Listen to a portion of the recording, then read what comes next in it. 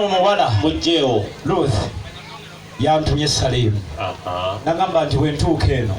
ngagenda okuleeta akalaboko kugamba obugambo buno kubanga bukulu nnyo abulowoleza ebbanga ate nga ddala abwagala yayise mu kayimba ate nze ndi muyimbi mukulu era ogenda kuwulira kakati yangambye bw'ati abanga mugenda kukuba engalo nga mugoberekera akayimba mpola mpola mwogezi bw'obanga otuuse ereyo baluthi sondabire nnyo Lusiya kimutumidde bambi muwe n'akalabo kano akubambye alabengako Lusiya mbenga ku mmeme nange muwenga ku mmeme mubuulire nteyo bawala banja abalungi ekyo tekimutiisa Lusiya malayika wange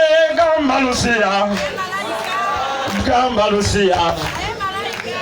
kubanga nange gyende mukumidde obwesigwa